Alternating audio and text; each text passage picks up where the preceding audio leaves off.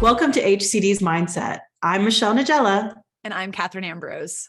We are on a mission to help you identify what consumer science innovations have a lot of untapped value or are too good to be true.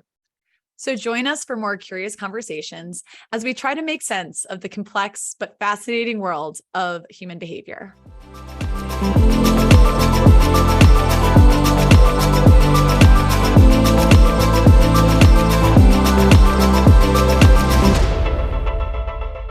Hello, everybody, and welcome back to HCD's Mindset. It is your hosts again, Kathryn and Michelle. Hello. We are back here and we have a wonderful guest with us, a very accomplished guest with us, Arthur Kover, and we're going to hear a bit about what his professional experience has been like, and honestly, a lot of his amazing research that he's done. We're really excited to have him on. Welcome to the show, Arthur. How are you doing today? I'm doing well, thank you. It's I've never been on this kind of show before, so I'm very pleased and honored that you would consider inviting an old man such as I to participate. Well, Arthur, when I first joined HCD, you were one of the first people I got to meet, and outside of the people I work with every day, and considered one of the big advisors of HCD. So Glenn, of course, thinks very highly of you. You did so much collaboration with HCD, kind of in the early stages of when they were really getting into more of the market research and communications research, and, understanding what a powerhouse you've been when it comes to market research and communications research, ad research in particular. I think it's really exciting and interesting to have you on this podcast because you have been such an integral part of everything that we've been doing. So I personally would just love to hear more about what it is that, your origin story, like how did you become you? So just to kind of talk to you a little bit about that. How did you get interested in either, maybe, I don't even know what I want to call it. Is it ad research, market research, human beings behaving in the world? Like what got you here? It's human beings behaving in the world. How did I get into this? Well, I grew up with a lot of misperceptions. I grew up in a small farm town in upstate New York. It had, when I was a kid back in the 40s, it had 1,009 inhabitants. And I think the latest census, the population has risen to 1,300. So it was really small. Yeah. And as I told my friends when I grew up, there were lots more Jersey cows than people. So my high school class had only 14 kids. Oh, wow. And I was kind of interested. I was interested a lot in what was going on, and ended up, I don't know if anyone's interested, I ended up going to Cornell. I was going to be a chemist until I discovered in the first semester that I needed to be really good at math to be a chemist. So due to a strange set of circumstances, I found myself turning into a sociology major. Of course, I've always been in what people do. I've always kind of had this picture of myself as wandering around in this maze saying, why are people doing this stuff? And then at the end of my undergraduate work, not knowing what to do, I went to graduate school at Yale sociology. And I had this kind of romantic picture in my mind that I was going to be a professor, that I would learn to, I would wear, at least at the time, I would wear tweed jackets with leather patches, and I learned how to smoke a pipe without throwing up. So that was going to be it. I was going to people. I was going to have ideas. I was going to get them and look at them and try to pull it together into some kind of cohesive picture. Well, what happened, it's a long story, but anyway, I'm truncating things a little bit. Anyway, I did finish the degree, and I went to teach at Cornell. And I thought, as a professor of sociology in the business school organizations. And I went in, I was a naive. I figured this is my life chance. I'm here in Ithaca, which I love. Mhm. I had a new wife who was wonderful. And I was going to look at anything I wanted to do with absolute freedom. And that lasted for approximately 6 days, maybe. I found out that academics wasn't like that at all. What Oh, you had to do was you had to publish in field, and you had to kind of pony up, even though I was an older new professor, you had to pony up to the faculty and do what they wanted.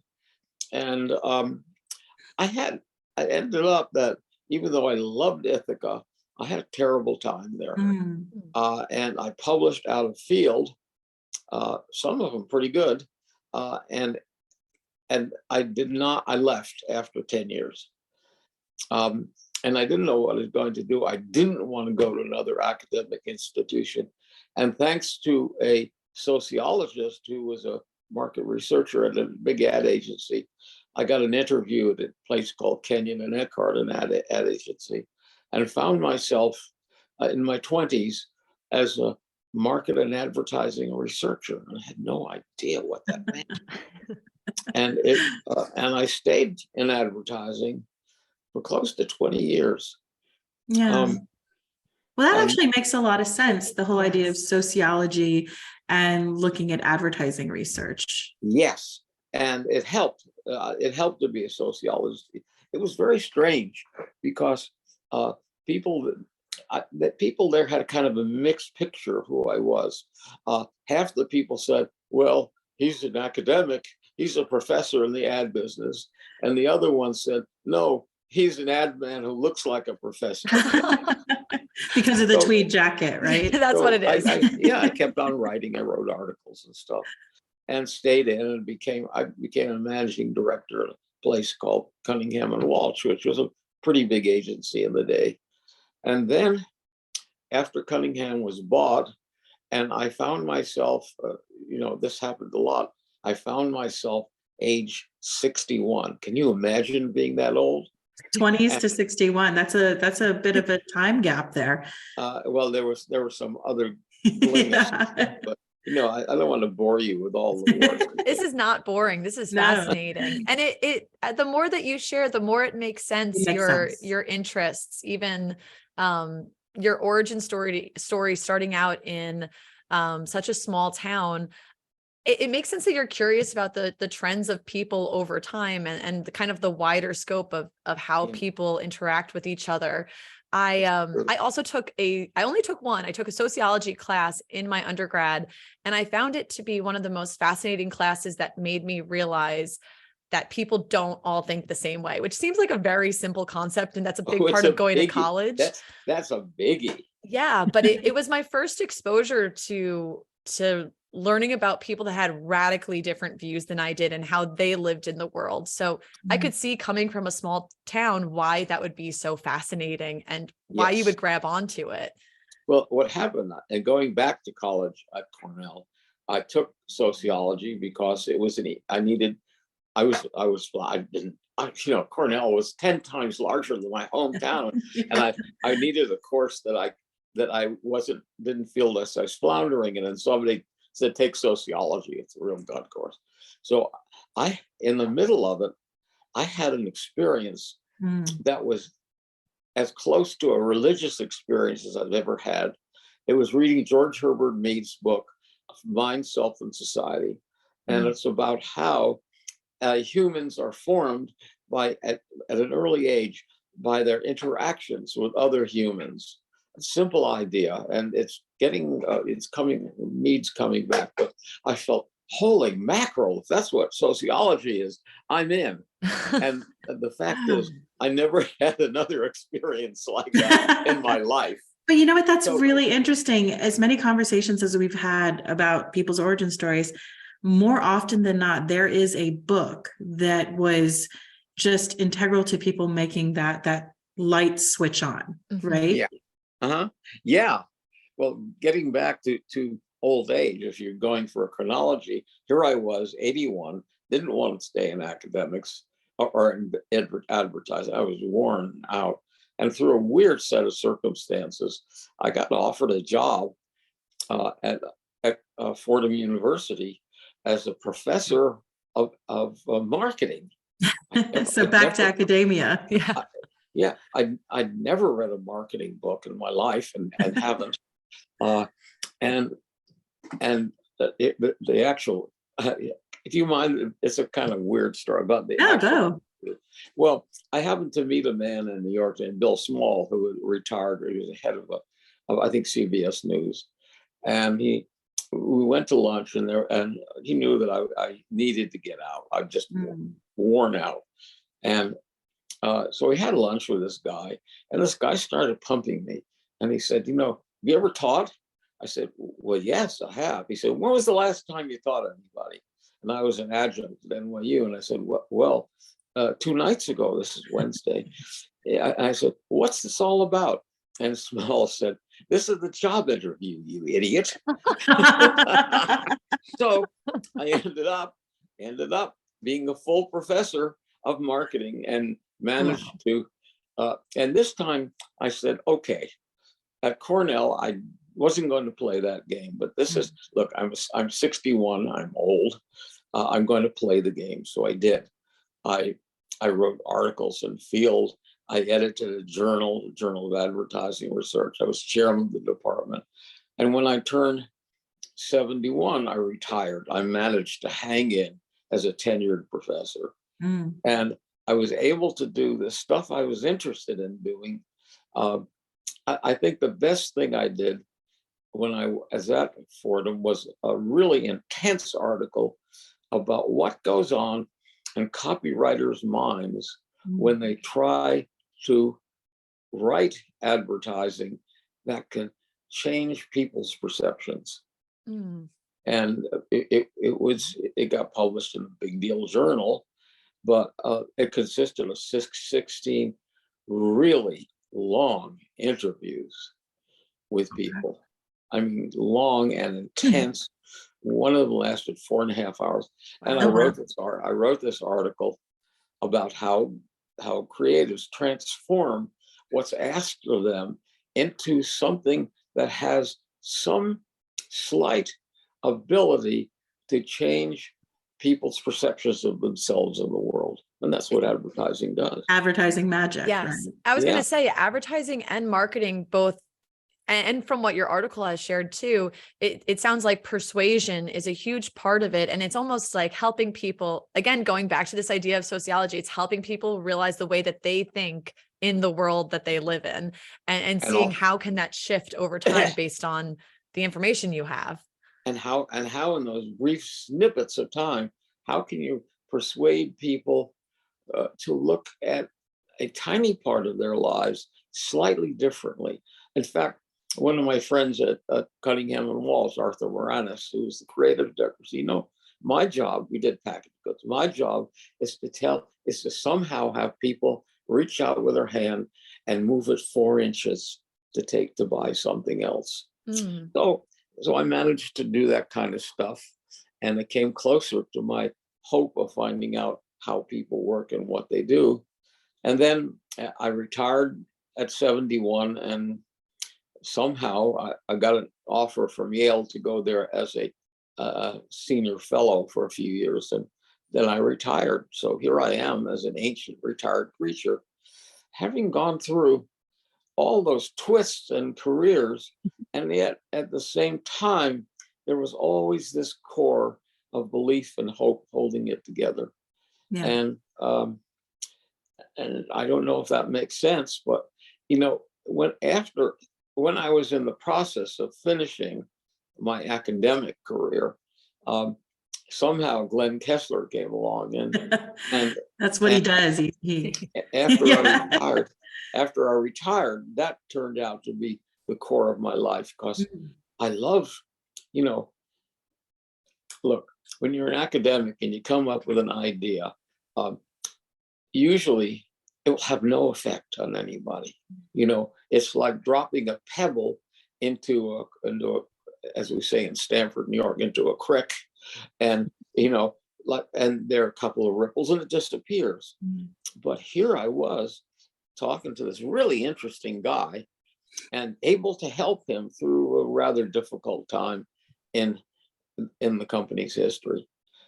Now, you, partly because of you, Michelle, have moved on way beyond that, but it kind of feels very good to be speaking with you, to you too, and know that the company's existing and that it's moving ahead, so far ahead of where I was that it's breathtaking. What I've been doing, is this okay if I'm This No, is no, this is great. great. wandering on? Yes. And actually, I would kind of pause there for a second. And so you did a lot when you joined forces with Glenn. And just to touch on that just a little bit, coming up with a way of measuring consumer engagement with advertising Yep. was something that you guys worked on, which is quite a revolutionary idea, right? Revolutionary enough that it got people to give business. Yeah. I later, as I became as I became an academic, and I published an article in the journal I edited by a man named Robert Heath, who proved that even if you're interested, those people who claim not to have been interested in the advertising actually are as much or more responsive to the message than the people who claim to be interested. If had I known that, what I did with Glenn would have been entirely different. But anyway. But it's interesting though, because some of the things that you had in, let's call it a metric or whatever you want to say, but you had components of emotion, Yeah. components of recall, components of liking, components of self-picture, Yes. kind of in a very elementary, as much as you can with a checklist on a piece of paper. And who are you? Mhm. It was really, and I was trying, I think that where we were going, although I don't think we ever got there, was to somehow do before, after, who am I?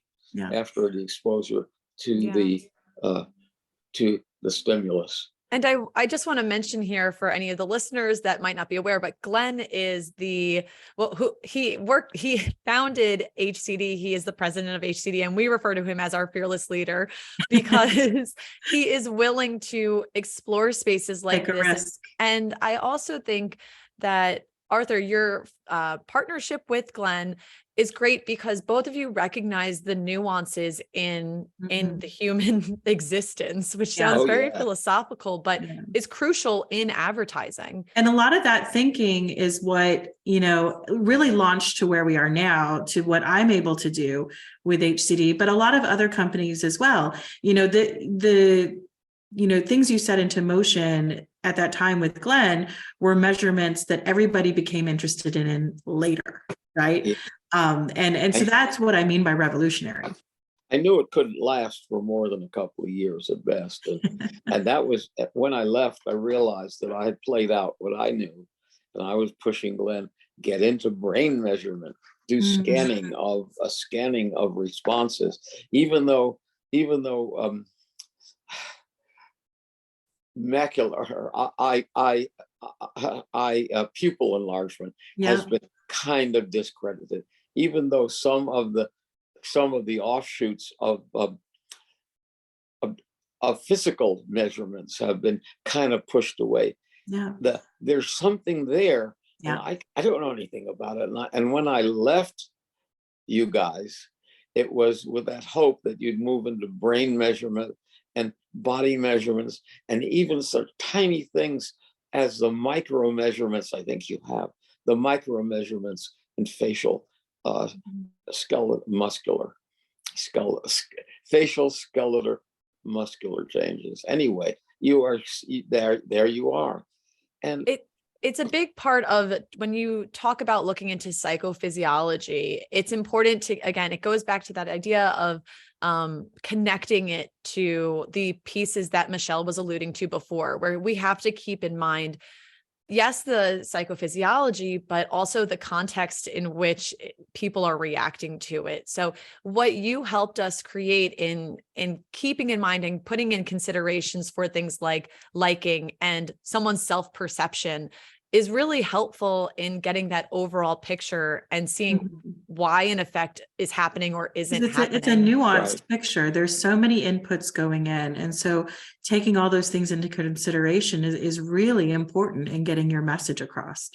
Yeah. Yes. And also people are leery about letting on to where they are. You know, we live, there was a crazy guy named Wilhelm Reich who invented the idea of body armor, that we are armored in a sense for letting other people know what we're really thinking.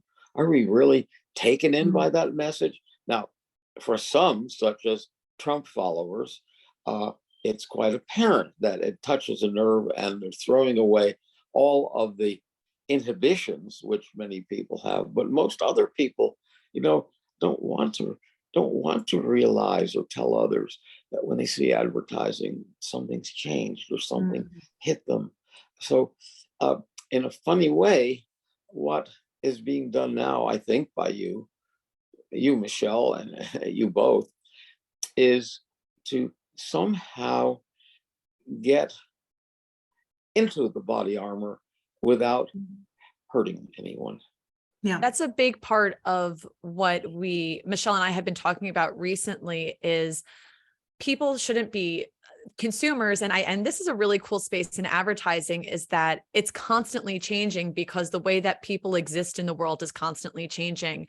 And so Michelle and I have been talking a lot about authenticity and this idea that people don't want to be spoken at, but want to have a conversation like we're having right now. Yes. And I think that goes a bit to what you're saying with this idea of this body armor, because there's a new body armor where we are mistrusting the image in front of us. Yes. You know, whether it's generated by some sort of AI or if it's just some sort of influencer that's been paid, you know, it's Kim Kardashian that's been paid to wear a certain hat.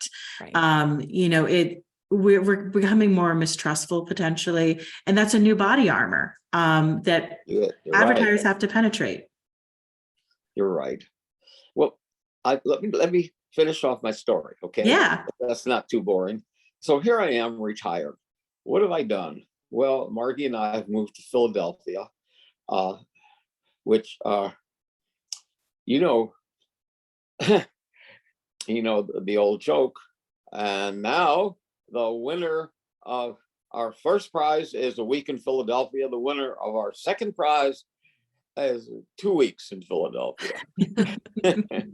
Or W.C. Fields wanted to have, I'd rather be in Philadelphia on his tombstone. Well, it's not that bad, but it's a very, very quiet life I'm leading.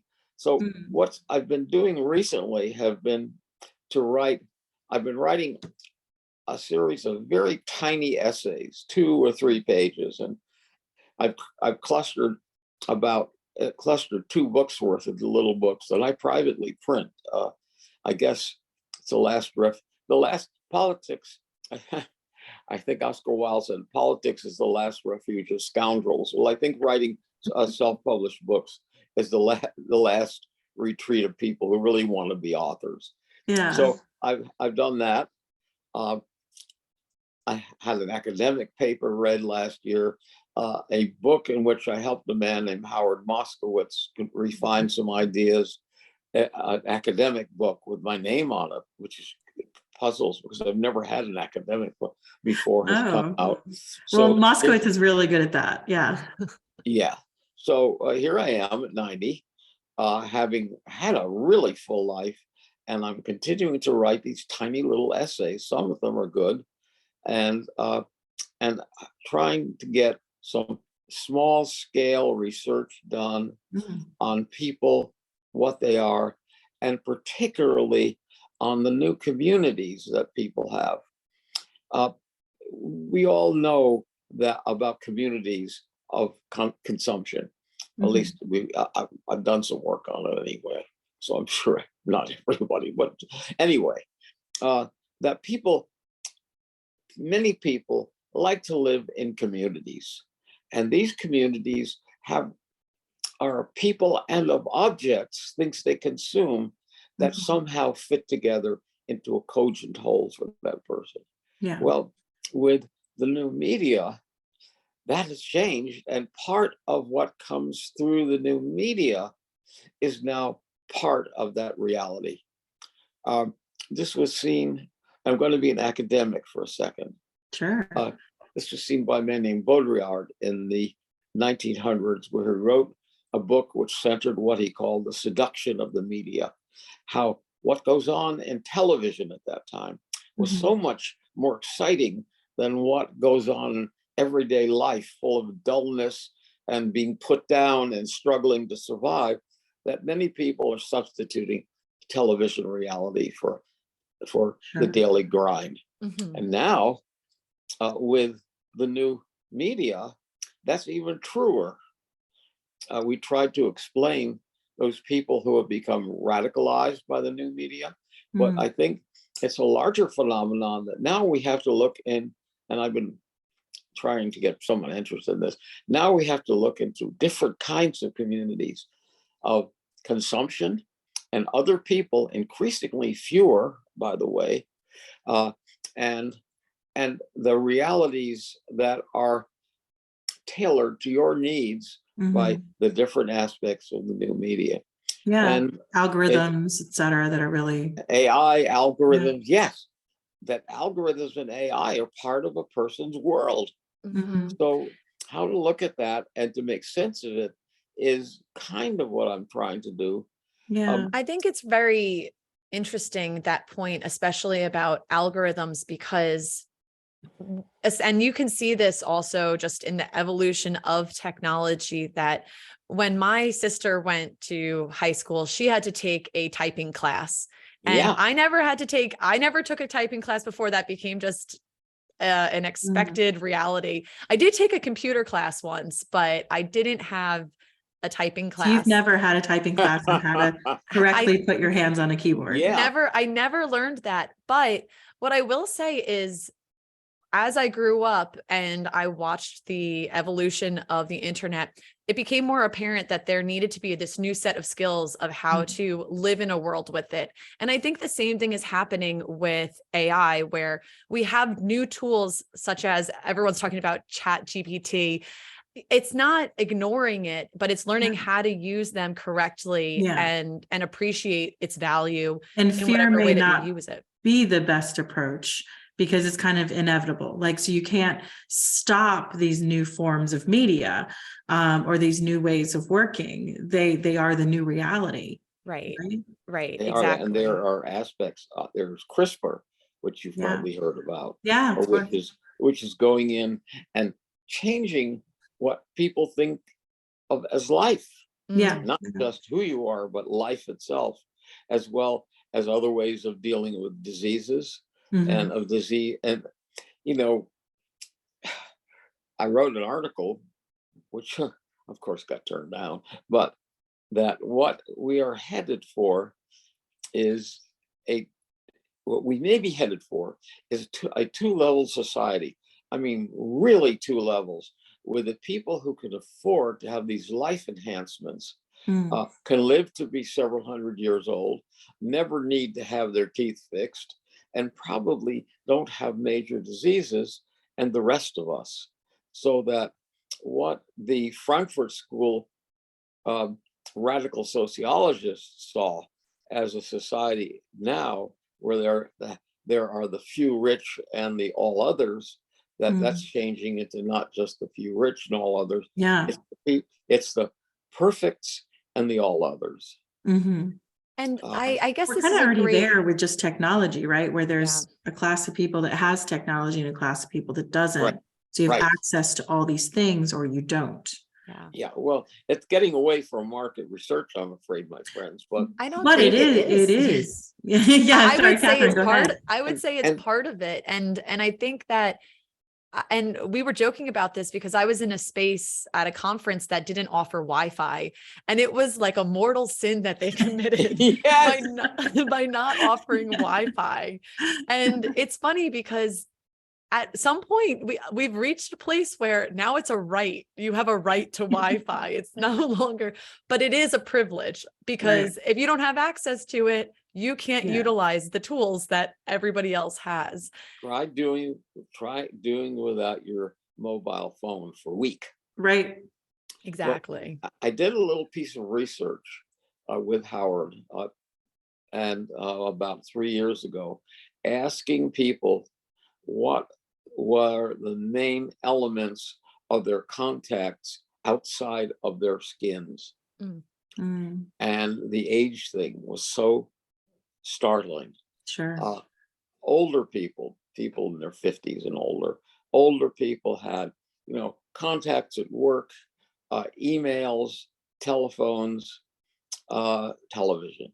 Younger people, I'm kind of skipping around, but people in their 20s, late 20s and early 30s, none of that. No email, texting, yes, texting, yes, and the new media were the ways of dealing. They're reaching out to the world. So their world is very different from mine, and possibly even yours. So that's kind of where I am. See, forgotten generation right here. I'm in the in-between, where we literally are somewhere in between, where we have the phone numbers and the emails and the neighbors that we actually communicate with. But a lot of the new media, the social media as well. I mean, it's how I keep in contact with some of my family.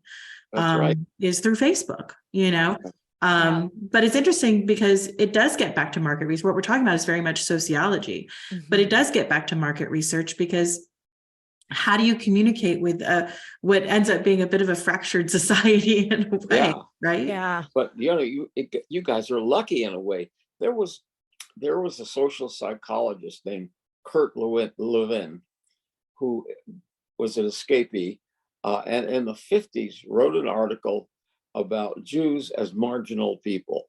That is, people who are both out of the core of society and in it at the same time. And the idea of marginality has crept out from that work. And you, Michelle, and you maybe are marginal in the sense of having one foot in this dissolving, changing, whirling new world, and one in the old world, or the older world, which was a little more stable and probably not as kind. So, so you too, being marginal in the sense that Kurt Lewin said, really is a very helpful thing. Yes. Yeah. So this is an interesting perspective. Yeah, absolutely. And I just want to thank you for shedding light on this. I think this conversation, it really does relate all back to sociology, the idea of can't escape it. Well, you can. That's part of human behavior. And I guess just to touch on before we launch into, kind of our game, what are you working on right now? What am I working on? Yeah, you said 3 years ago you had an article, with Moskowitz. Like, what are you working on now? Well, I'm writing some more of these tiny essays. I'm trying, and I don't think I'll succeed, to do a study of relationship between different relationships between media and your own personality, and that calls for access to one of the major media companies such as Nielsen. And I'm out of academics. I'll tell you a secret. There's nobody deader than an emeritus professor. I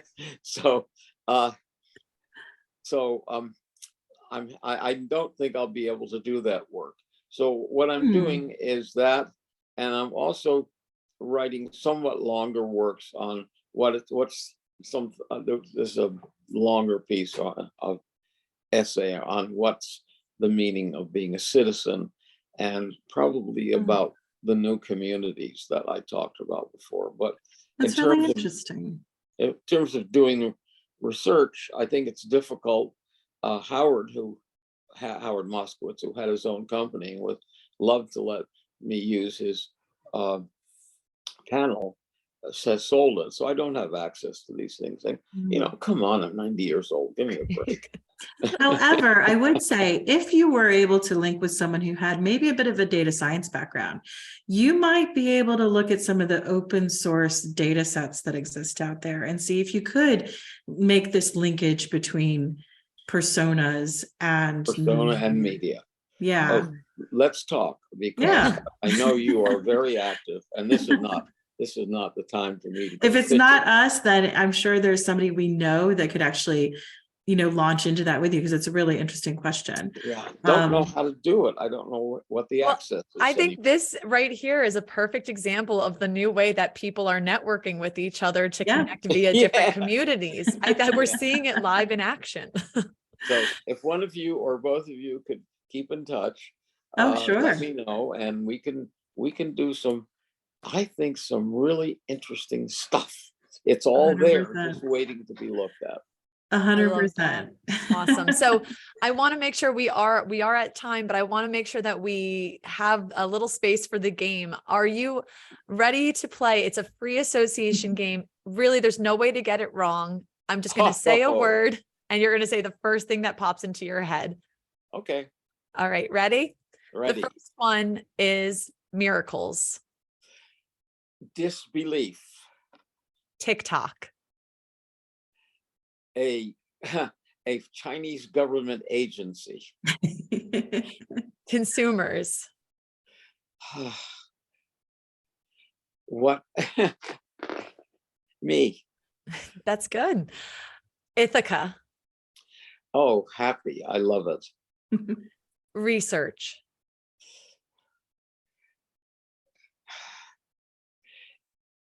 And the word that came to mind, I hesitated, was hope. I like that. Body armor. Body armor. Very personal. Struggle. I've struggled to get out of mine for years and not succeeded. Sociology. A distant shore. I no longer have. I just resigned after 70 years from the Sociology Association. Oh, wow. What they do and what I'm interested in don't mesh. So yeah, a hope. It's kind of like, I don't know if this is a direct association, but it's kind of like a girl on whom I had a crush when I was in high school. She was forever distant. That is a great metaphor, though. Yes. We have 3 more words. Number 8, technology. A potential monster. Number 9 is history. Santa Ana. Can I explain that? Please, yes. Sure. Santa Ana, and why Santa Ana was noted for saying, he was at Harvard, as Harvard philosopher, that people who forget their history are bound to repeat it. That's why I said Santa Ana. And then the last word is AI. Hope for the future and fear for the future. Those were great. Thank you so much. Yeah. It was a really great way to end this really interesting conversation. Arthur, if people were interested in getting in touch with you, learning more about your work, where could they find you? Do you have an email or are you on LinkedIn? I'm not, I opted out of LinkedIn because I'm not doing anything that would interest people on LinkedIn. I think I have an email address. It's Kover, Kover, at Fordham, FORDHAM.edu. I have several others, but this is the one that's the easiest. I'm not on LinkedIn, and I dropped out of Facebook about 1.5 years ago because I found myself killing 3 hours every day looking at people I didn't know. You're not alone. I'm sure other people do the exact same thing. But thank you so much for joining us today. This was such an interesting conversation, and I hope that we have you back on soon. Thank you, and thank you for listening to me rattle on. Take care. Thank you. For more information or updates, follow HCD Research on LinkedIn, Facebook, and Twitter at HCD Research Inc. and at HCD Neuroscience. Subscribe to our YouTube channel and be sure to rate, review, and follow us on Apple, Spotify, or wherever you listen to podcasts.